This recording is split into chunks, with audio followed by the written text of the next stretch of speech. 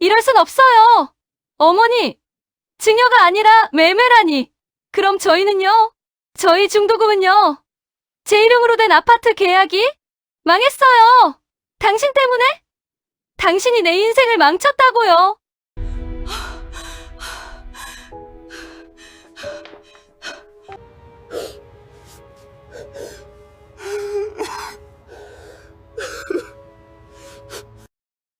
돈, 가족, 그리고 배신.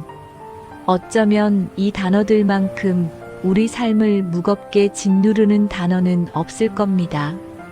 여기 아들의 결혼을 위해 평생 일궈온 집, 어머니의 마지막 안식처이자 며느리의 끝없는 욕망이 뒤섞인 공간, 그리고 그 모든 것을 무너뜨린 한 남자의 이기심이 교차하는 자리가 있습니다. 지금부터 당신이 보게 될 이야기는 대한민국 어디에서나 벌어지는 가장 현실적인 가족의 초상입니다. 오늘 낡은 부동산 계약서 위에서 드러날 잔혹한 진실.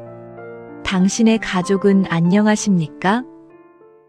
여러분의 구독과 좋아요, 알림 설정은 영상 제작에 큰 힘이 됩니다. 며느리 지영은 평소 쉽게 들어갈 수 없는 백화점 VIP 라운지 깊숙한 곳에 편안하게 앉아 있었습니다. 그녀의 눈앞에는 친정, 엄마의 칠순 선물로 준비한 최신상 명품백이 황금빛 조명을 받으며 영롱하게 빛나고 있었습니다. 평생 고생하신 우리 엄마한테 이 정도 사드리는 게 뭐가 대수겠어요. 지영은 속으로 시어머니 정희에게 받은 생활비, 통장이 문득 떠올랐지만 그 생각을 곧바로 지워버렸습니다. 지영은 그 순간 자신이 시어머니에게서 빼앗아온 모든 시간과 희생을 이 명품백 하나의 가격으로 정당화하려 애쓰는 듯 보였습니다.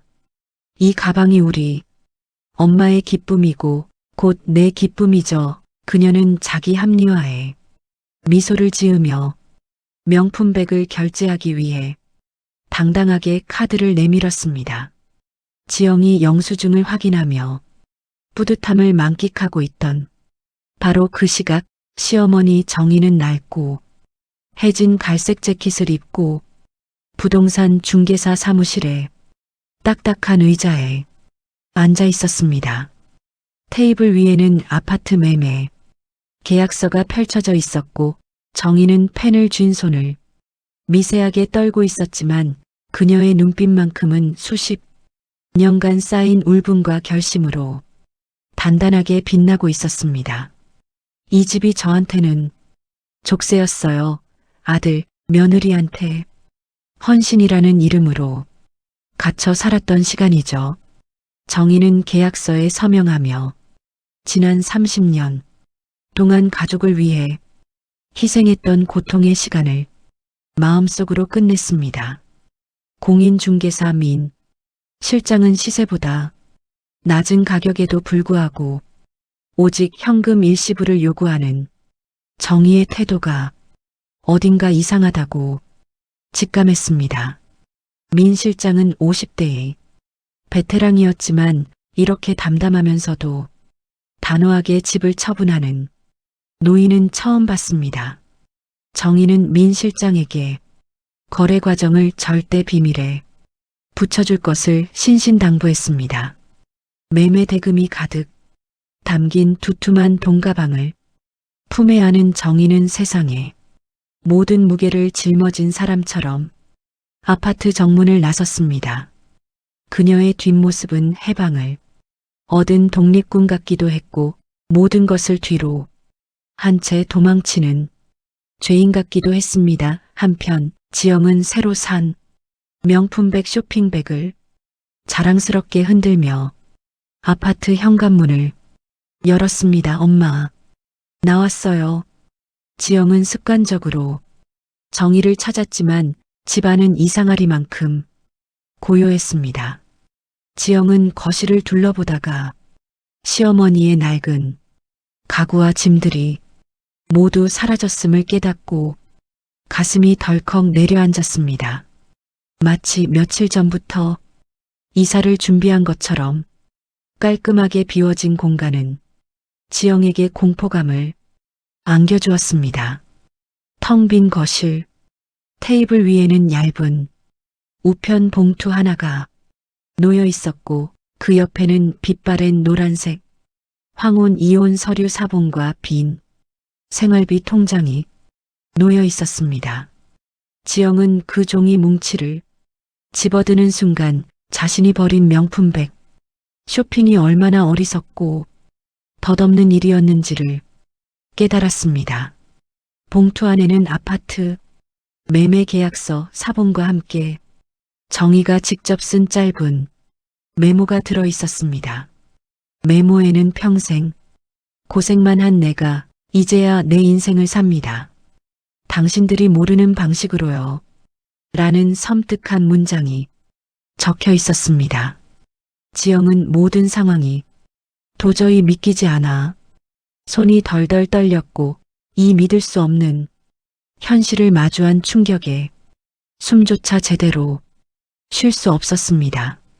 그녀는 황급히 남편 병철에게 전화를 걸어 여보, 큰일 났어.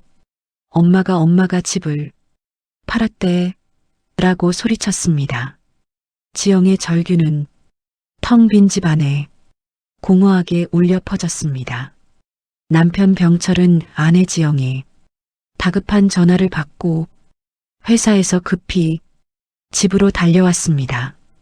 그는 텅 빈 거실을 둘러보며 엄마가 설마 라고 중얼거렸지만 지영이 내민 부동산 매매 계약서 사본을 확인하고는 그대로 얼어붙었습니다.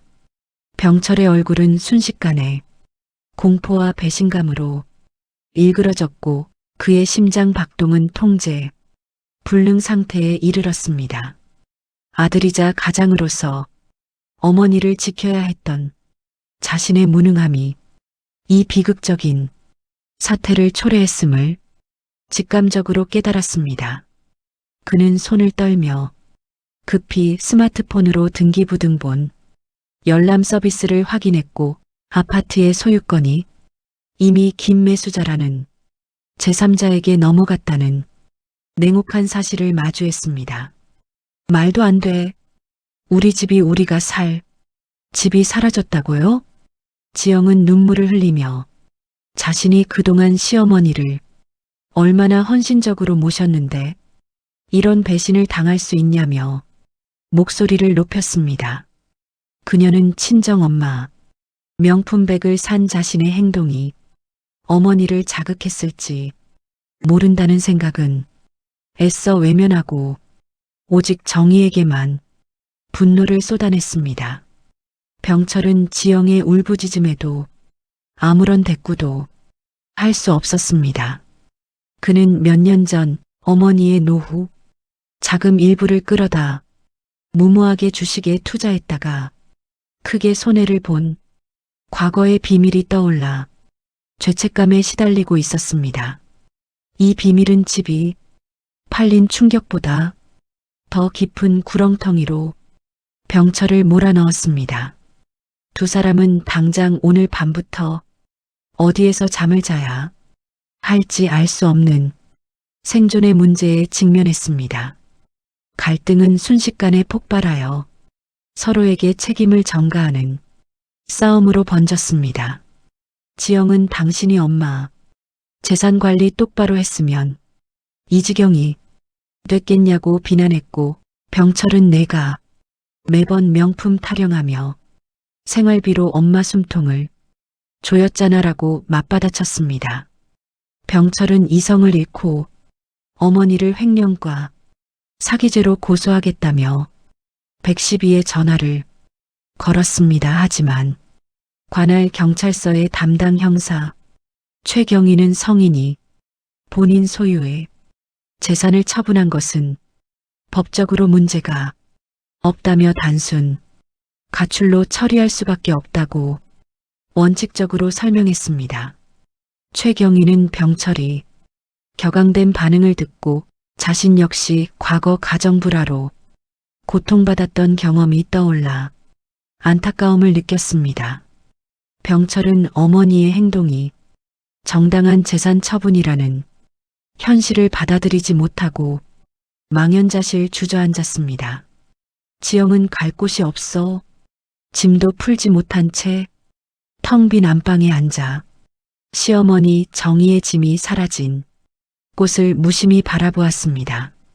그녀는 시어머니의 낡은 서랍장 구석에서 덮개를 씌워 숨겨둔 가계부와 함께 접혀있는 병원 진료 기록 몇 장을 발견했습니다.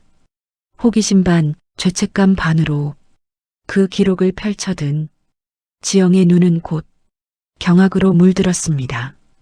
가계부에는 병원비 15만 원, 아들 용돈 30만 원 주고 나니 남은 돈, 영원이라는 식으로 자식들 몰래 생활비를 아끼고 쪼개서 마련했던 돈들이 강제로 빼앗겼던 정의의 고통스러운 기록이 상세하게 남아 있었습니다. 진료 기록에는 정의가 겪었던 만성적인 우울증과 극심한 관절염 치료 내용이 담겨 있었는데 발병 원인이 과도한 가사 노동과 스트레스로 명시되어 있었습니다. 지영은 자신이 당연하게 여겼던 시어머니의 헌신적인 희생이 사실은 자신과 남편의 이기심으로 인한 착취에 가까웠음을 깨닫고 몸서리를 쳤습니다.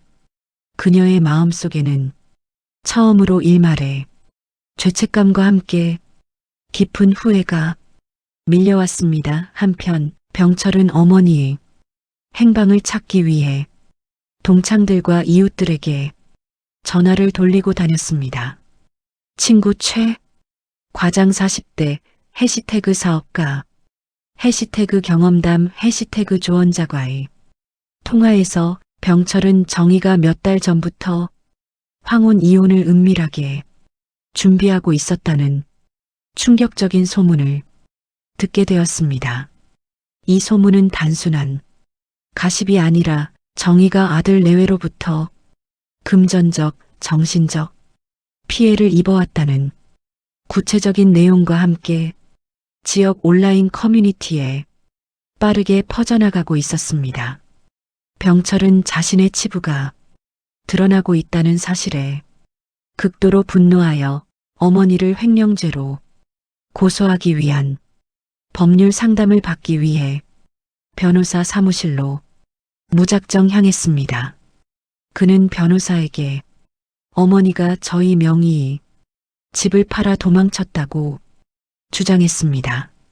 그러나 상담을 통해 어머니가 처분한 집이 순전히 정희 본인 명의의 재산이었고 따라서 법적으로는 아무런 문제가 없음을 통보받자 병철은 그 자리에서 힘없이 무너져 내렸습니다. 결국 내가 어머니의 재산에만 눈이 멀어 어머니의 삶은 돌아보지 않았구나.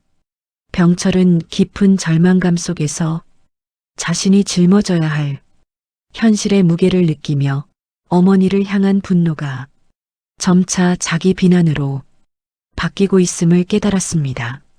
며느리 지영과 아들 병철은 며칠간의 추적 끝에 마침내 정희가 이혼 소송을 의뢰했던 변호사 박 변호사의 사무실 앞에서 어머니를 발견했습니다. 정희는 말쑥한 옷차림으로 박 변호사와 서류를 검토하며 평온한 표정을 짓고 있었습니다. 그 평온함은 자식들을 향한 분노로 가득 찬 병철에게는 더욱 큰 자극이 되었고 그의 눈빛은 이성을 잃기 직전이 짐승처럼 번뜩였습니다. 엄마, 어떻게 우리한테 이럴 수 있어? 우리 집을 팔고 도망쳐요? 병철은 소리치며 격렬하게 항의했습니다. 정희는 아들의 배신감, 가득한 외침에도 눈 하나 깜짝하지 않고 냉정하게 아들을 외면했습니다. 박 변호사는 정희의 요구에 따라 아들 내외에게 황혼, 이혼 소송의 진행과 함께 재산 분할 및 위자료 청구 소송을 통보할 것임을 엄중하게 알렸습니다. 지영은 자신이 시어머니를 헌신적으로 모셨다며 자신이 사다 준 명품 백값을 포함하여 모든 경제적 손해를 돌려받아야 한다고 주장하며 사무실 복도에서 소란을 피웠습니다. 제가 그동안 얼마나 엄마한테 잘했는데 그 명품백을 환불해서라도 돈을 받아야겠어요. 정희는 며느리의 뻔뻔한 행동을 보며 30년의 세월 동안 참아왔던 울분을 마침내 터뜨렸습니다. 내가 준 그 명품백 하나가 내 30년 희생이 값어치라고 생각했니? 정희의 목소리는 조용했지만 서늘한 힘이 느껴졌습니다. 이 대치 상황은 사무실을 오가던 다른 의뢰인들의 시선을 집중시켰고 정희는 자신이 겪었던 며느리와 아들의 금전적인 압박과 무시를 공개적으로 밝히며 두 사람을 사회적으로 고통스럽게 만들었습니다. 그리고 정희는 모두를 향해 충격적인 선언을 했습니다. 그녀는 집을 팔아 마련한 돈 중 최소한의 생활비와 소송 비용만 남기고 나머지는 아들 내외의 이름이 아닌 사회복지재단에 전부 기부할 계획임을 단호하게 밝혔습니다. 기부 선언은 병철과 지영에게는 청천벽력과 같았고 돈을 되찾으려 했던 두 사람의 모든 시도는 수포로 돌아갔습니다. 돈에 눈이 멀어 어머니의 삶을 파괴했던 그들의 이기심은 이제 처절한 현실로 되돌아오고 있었습니다. 정희는 돈 가방을 챙겨 변호사 사무실 문을 나서는 순간 진정한 자유를 얻은 듯한 해방감을 느꼈습니다. 정희의 단호한 태도와 전 재산 기부 선언은 병철에게 극단적인 충격과 깊은 후회를 안겨주었습니다. 병철은 길바닥에 주저앉아 지난 10년 동안 어머니의 헌신을 당연하게 여기며 노후 자금을 멋대로 쓰고 어머니의 삶을 짓밟았던 자신의 이기적이고 무능했던 과거를 처절하게 마주했습니다. 내가 엄마한테 해준 게 뭐가 있지?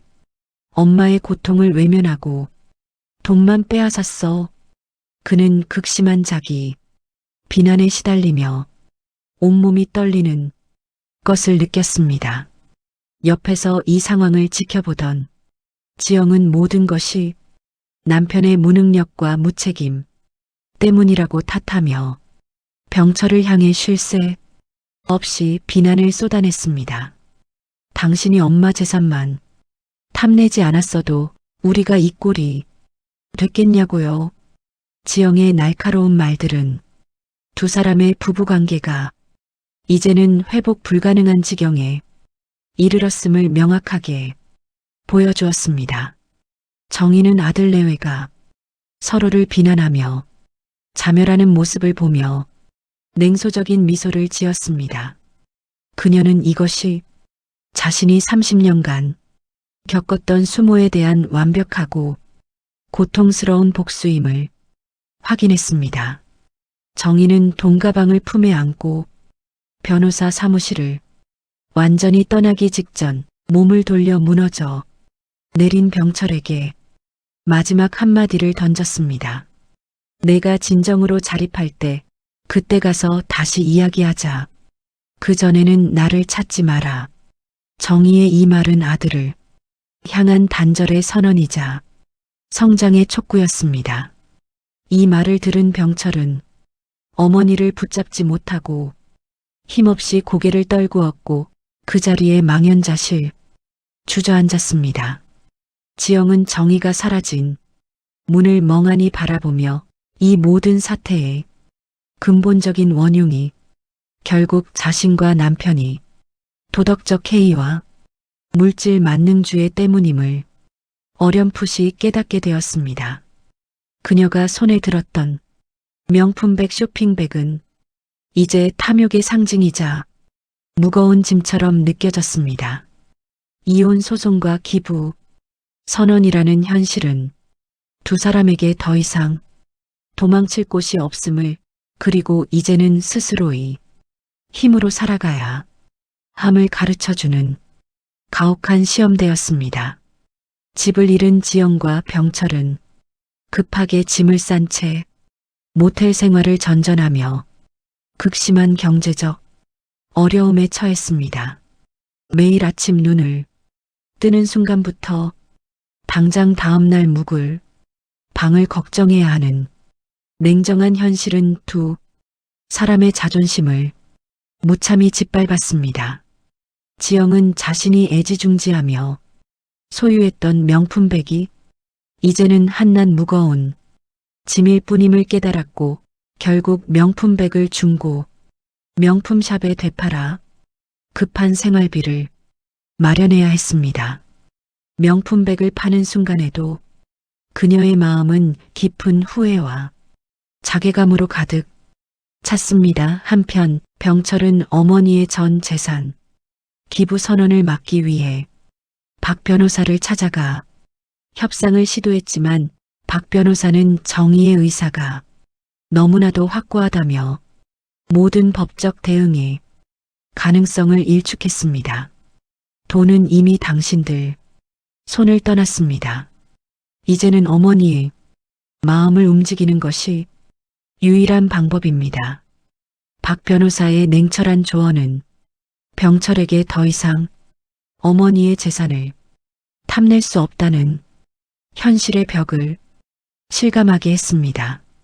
병철은 그제야 비로소 진정한 자립의 의미를 깨닫고 무능력했던 과거를 뼈저리게 반성하기 시작했습니다. 그는 어머니를 탓하거나 재산을 되찾으려 하기보다 스스로의 힘으로 살아가기 위해 새로운 일자리를 찾고 재정비에 착수했습니다. 그 과정에서 지영 역시 회사에서 해고, 통보를 받는 이중고를 겪으며 자신의 화려했던 과거, 소비 행태를 후회했습니다. 그녀는 절약과 검소함을 배우기 시작했습니다. 두 사람은 어머니의 집이 팔린 것이 사실은 가족관계의 문제를 해결하고 자신들을 성장시키기 위한 마지막이자 유일한 기회였음을 인식하게 되었습니다. 병철은 이제 더 이상 어머니에게 의존할 수 없음을 인정하고 자신의 모든 잘못을 진심으로 사죄하는 장문의 편지를 정의가 있을 법한 곳으로 보냈습니다.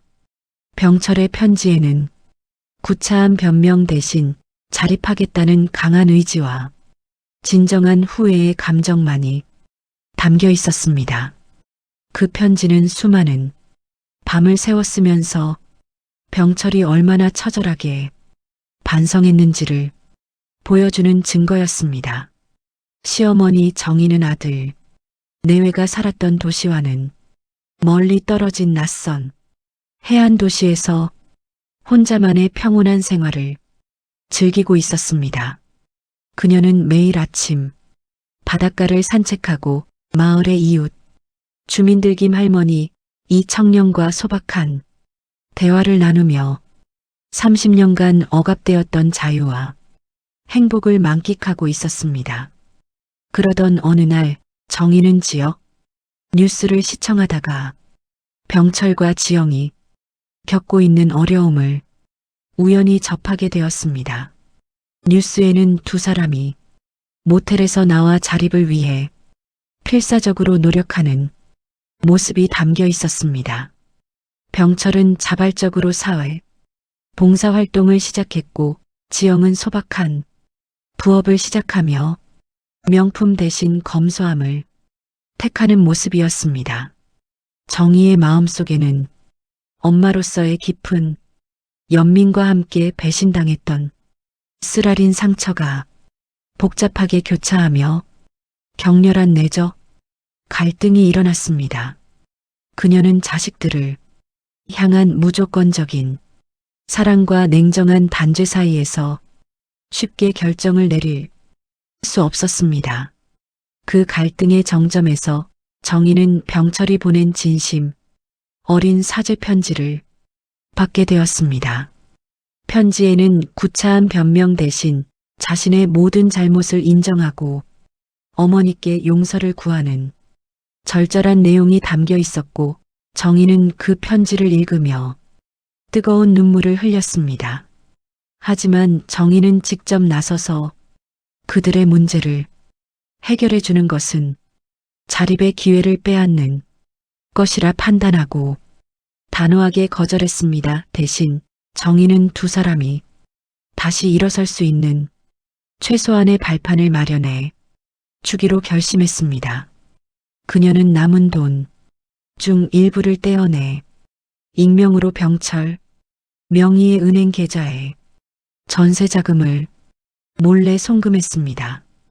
이 송금은 조건 없는 사랑과 용서라기보다는 자식들이 스스로 성장할 수 있도록 돕는 매우 어려운 결정이었습니다. 정희는 아들 내외가 자신에게 의존하지 않고 진정한 가족의 의미를 깨달아 독립적인 삶을 살기를 바랐습니다. 이 익명의 도움은 병철과 지영이 깨닫지 못하는 사이에 그들의 삶에 새로운 희망의 씨앗을 심어주었습니다. 시간이 흐르고 계절이 몇 번 바뀌면서 시어머니 정희는 이전에 아들 내외와 함께 살던 도시에서 멀리 떨어진 조용하고 아담한 주택에서 진정한 평화를 되찾았습니다. 그녀는 텃밭을 가꾸고 이웃 주민들과 함께 소박한 식사를 나누며 더 이상 며느리와 아들을 위한 삶이 아닌 오직 자신만을 위한 시간을 충실하게 보내고 있었습니다. 그녀의 얼굴에는 지난 세월의 고통 대신 고독 속에서 찾은 평온함과 만족감이 은은하게 감돌았습니다.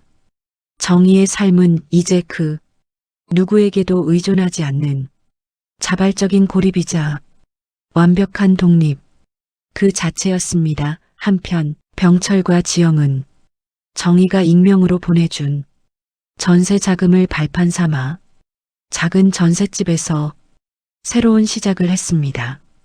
그들은 어머니에게 받은 도움의 출처를 알지 못했지만 이 기회를 절대 헛되이 하지 않겠다고 다짐했습니다. 지영은 과거의 명품 소비벽을 완전히 버리고 절약과 효율을 최우선으로 하는 검소한 주부이자 부업을 하는 생활인으로 거듭났습니다. 병철 역시 비로소 책임감 있는 가장의 역할을 수행하며 어머니에게 의존했던 과거의 나약함을 벗어던지고 진정한 어른으로 성장했습니다. 두 사람은 물질적인 풍요는 잃었지만 서로에 대한 신뢰와 가족 간의 소중한 화목이라는 더 중요한 가치를 얻었습니다. 정희는 가끔 지역 커뮤니티나 이웃의 소문을 통해 아들 내외의 긍정적인 변화와 성장 소식을 전해 듣곤 했습니다. 그 소식은 그녀에게 담담하지만 깊은 위안을 주었습니다. 그녀는 자식들의 성장에 간섭하지 않고 멀리서 그들을 응원하는 것만이 엄마로서 해줄 수 있는 마지막 역할이라고 생각했습니다.